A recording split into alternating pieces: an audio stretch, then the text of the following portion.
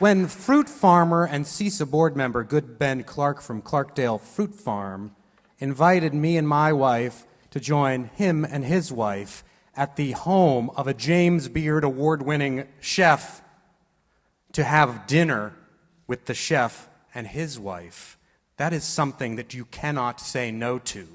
Subsequently, this wonderful chef has shared with me stories about how he took Julia Child in the Wienermobile.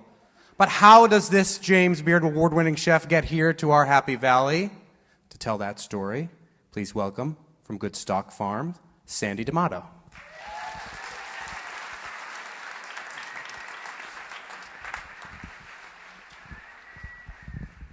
Thanks, Alden. So this is going to be the short story. By the way, there you go. This way?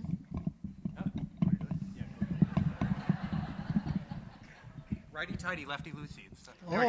Okay, thank you. So, David picked up the little red-fleshed one with both hands and held it out to us for viewing. And he really slowly and gently brought it up to his perched lips, opened his mouth wide and took a huge bite. And this peach burst, and there was like juices all over his face and hands. And then came David's ultimate compliment. "These are so good, you're going to be talking to yourself." This was 13 years ago, and we were at our friends Lisa and David's house in Hatfield, and this was our introduction to the Pioneer Valley. Angie and I were Midwestern restaurateurs who, after 25 years, were looking for a change of life. And our plan was, we thought, pretty simple. We just wanted to find a location where we could teach cooking to an enthusiastic audience. And for location, we were looking for someplace that hopefully was really beautiful, had a really good food culture, and then we wanted enough land where we could grow fruits and vegetables for the school. Well, Lisa was my book agent, and every time that we would come out and visit them in Hatfield, they would really roll out the who, where, why, and what of every food and cultural aspect of the valley. But when David said we were going to go and get some peaches, I'm thinking in my head, oh, great. I can't wait to bite into some mealy, tasteless piece of fruit. I'm not usually that skeptical, but I'm from Wisconsin, and if you look on a map and you kind of draw a line across to Massachusetts, it looks like it's on the same growing area. And in Wisconsin, peaches suck. And, you know, for me, peaches they're the holy grail of fruit. There's a real fleeting moment in a peach's life where it really is true perfection. And I experienced that the first time when we were driving through Alabama, and we stopped at a roadside stand and picked up a bag of ripe peaches.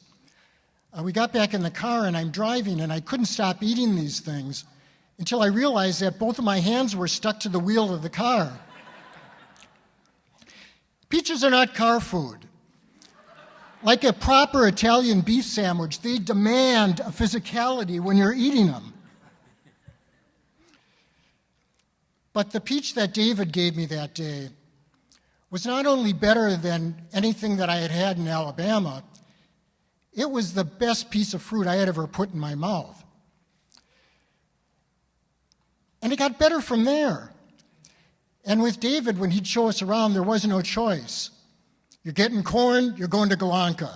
You're getting blueberries, you're going over to Sobieski's. You're getting asparagus, you're going to Smarowski's. As Thanksgiving came around, we found ourselves tucked in the back of his Volvo, driving down Route 2 with Arlo Guthrie's Alice's Restaurant playing in the background. And we realized that we weren't in Wisconsin anymore. So we were going for a real traditional New England Thanksgiving at his family's house. Well, I'll tell you, the dinner did not disappoint. It was one of the best dinners I've ever had. And on the way home, we're once again tucked in the rear seat, the radio's playing, And I was rocked into a womb-like sleep that I had not experienced since childhood. So I guess it was no surprise that the next time we came to visit, Lisa introduced us to her friend Steve, who was a local realtor. And before you know it, we had a house on Main Street in Hatfield, right on the banks of the Connecticut River, in just under 2 acres of the best soil I had ever put my hands into. Now, I'm not a farmer, but the reason I knew that soil was good was I went over to Amherst to buy a tiller over at Boyden and Perrin, and the fellow over there who sold it to me said, would you like any hints on farming? And I said, yeah, anything you can tell me would help. And he said, where are you located? I said, well, I'm on Main Street in Hatfield, and we're on the riverside. He said, oh, put it in the ground. And I said, yeah, and then what? He said, put it in the ground. You don't even realize how good the soil is. You've got some of the best soil in the country. So as a chef, I have found a personal Shangri-La here. I mean, this is a real chef's playground. The only bad part of this story was 2 years after we moved here, David told me that he was moving to New York City.